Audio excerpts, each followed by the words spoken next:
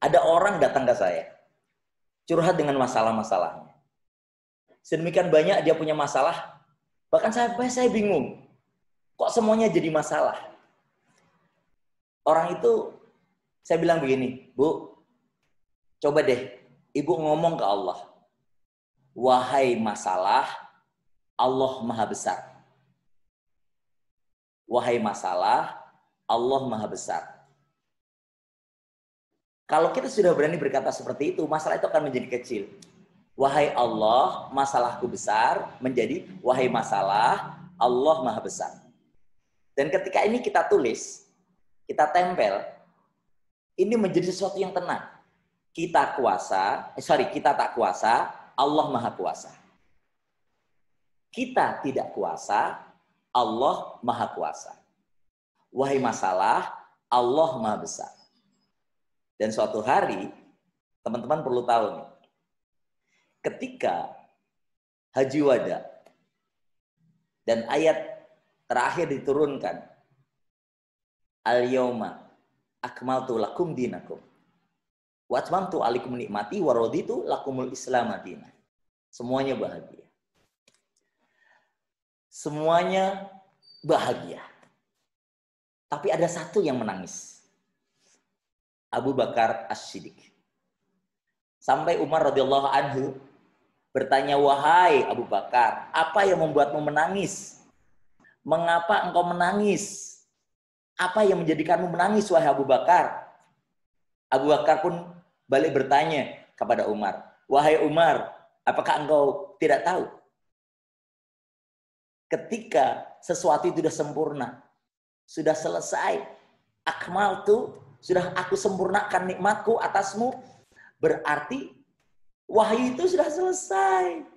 Dan ketika sudah selesai, berarti tugas Rasulullah itu sudah selesai. Dan ketika Rasulullah tugasnya sudah selesai, maka berarti sebentar lagi kita ditinggalkan oleh Rasulullah Sallallahu Alaihi Wasallam, wahai Umar.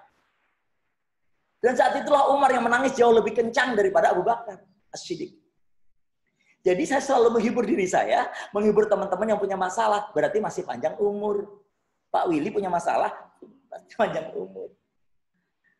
Jadi di sini nih, ada Pak Singgi, Mas Fikri, Bu Hera, Coach Edi. Kalau punya masalah, berarti masih ada amanah yang harus kita selesaikan. Ini adalah kabar bahagia. Ketika Anda masih punya amanah yang harus dituntaskan, berarti ada kesempatan yang diberikan oleh Allah berupa energi yang harus dan senantiasa hadir atas izin Allah untuk kita. Karenanya, ini menjadi satu kata kunci. Jadi kalau Anda hari ini berkata seperti ini, Kang Zen, alhamdulillah saya tidak punya masalah lagi. Sudah selesai masalah saya, sudah nggak punya hutang, anak-anak sudah selesai, anak-anak sudah berkeluarga, istri juga sudah nyaman. Alhamdulillah, saya sudah tidak ada punya masalah lagi. Berarti sudah selesai itu. Bisa jadi kita sudah memproklamasikan diri bahwa tubuh kita, sel-sel kita sudah tidak dipakai lagi. Jadi rumus yang pertama adalah la yukallifullahu nafsan illa wus'aha. Allah tidak akan pernah menguji kita, saya, Anda, kecuali sesuai dengan wus'ah, sesuai dengan kapasitas. Jadi kalau kita sudah tidak punya lagi kapasitas untuk sebuah ujian sekecil apapun, berarti sudah selesai. Jadi sekarang ini, ciri-ciri orang yang naik kelas adalah tahun ini masalahnya lebih besar daripada tahun yang lalu. Karena itu, jangan menunggu Allah memberikan masalah, tapi mari kita ciptakan masalah.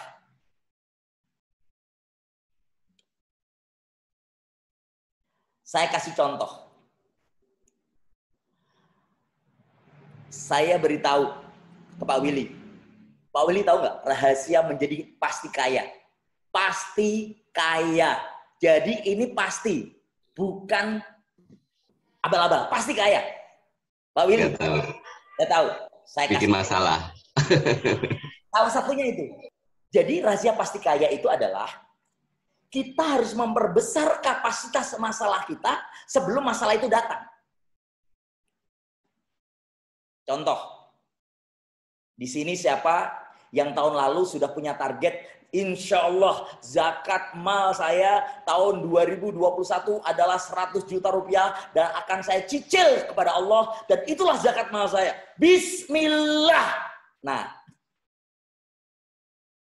jadi kalau ada orang yang kredit mobil bisa sampai 250 juta itu karena dia membuat masalah, karena dia butuh mobil, bukan butuh surga. Saya tanya kepada teman saya, Mas, udah haji belum? Belum Mas Aris, belum mampu saya. Baik. Udah punya motor? Punya. Motornya kredit atau cash? Kredit. Kredit aja semangat kan? Per bulan berapa? 1 juta. Yes.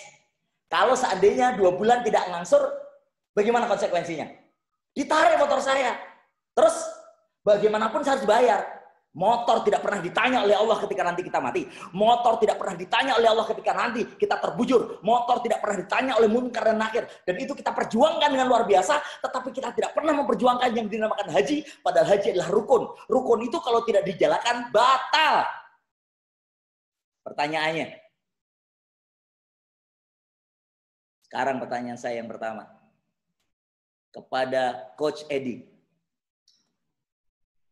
Coach Edi bisa dibebaskan mic-nya. Coach Edi. Ya, siap. Siap.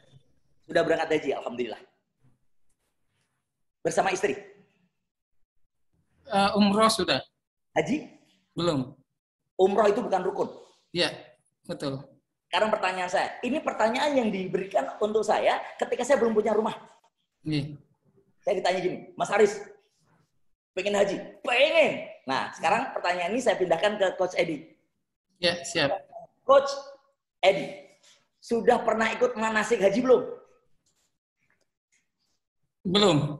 Berarti kalah dengan anaknya. Manasik untuk umroh aja. Manasik haji belum. Umroh beda. Manasik umroh beda. Nggak ada loncat jamarat. Iya. Anak saya di TK itu sudah 2 kali. Sudah, ya. Anak saya juga sudah. Betul. Kemudian TK kami sudah mengadakan juga. TK kami punya TK, iya. Pertanyaannya, mengapa Coach Edi tidak ikut manasik? Pertanyaan bagus. Seharusnya harus bersiap-siap untuk bisa berangkat haji. Kapanpun dipanggil oleh Allah, maka sudah siap manasik hajinya. Dan yang luar biasa adalah, manasik itu bukan prasyarat, rukun, syarat, sah haji. Tapi itu adalah keilmuan yang harus dipelajari. Dan sekarang gini, saya tanya ke Coach Edi. Coach Edi. Siap. Coach Edi saya kasih pesawat dengan mobil Alphard. Milih yang mana? Pesawat dengan mobil Alphard. Oke. Ya, pesawat lah. Permasalahannya Coach Edi bisa naik pesawat nggak? Pernah. Menaiki, menjadi pilot. Mengemudikan pesawat. Menjadi pilot. Pilot.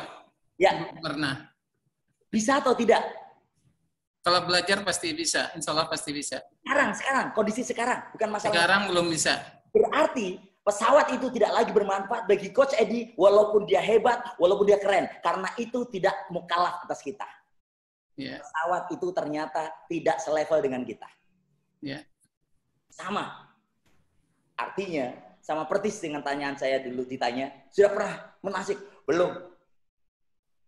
Ini kan la yukallifullahu nafsan illa wus'aha. Kita harus membuat masalah. Sekarang pertanyaan yang sama. Coach Edi, sudah punya tabungan di bank syariah khusus untuk rekening haji yang ketika masuk tidak bisa keluar. Sudah punya belum? Sudah, di BNI. Bagus. Itu sudah 50%. Yeah. Pertanyaannya, setiap bulan ada masuk atau di nomor sekian? Nah, ini yang jadi masalah, tantangan. Ya, ini saya tidak perlu jawab, tapi Pak Aris sudah bisa mengetahui jawabannya. Saya paham. Kenapa ini? Itu nasihat yang lain juga. Ini Pak Singgih diam-diam juga mikir ini. Bu Hera apa lagi? Bukan apa-apa. Itu ketika saya ditanya, saya langsung taubat kepada Allah. Ya Allah, betapa saya kemarin berjuang untuk membayar motor saya karena takut motor saya diambil oleh leasing. Waktu itu saya nggak tahu leasing seperti apa. Yang jelas saya pengen punya motor, nggak bisa cash, maka saya ngangsur. Dan apa yang terjadi? Pernah 1 bulan nggak bayar, itu saja saya ditelepon terus. Tapi saya tidak pernah takut ketika saya dipanggil oleh Allah dan belum ada haji yang rukun itu harus dan semestinya saya jalankan. Zalim. Saat itu, yang pertama kali saya buat adalah, oke, sekarang berikutnya. Ini menarik ini. Makanya ini privat ini. Saya suka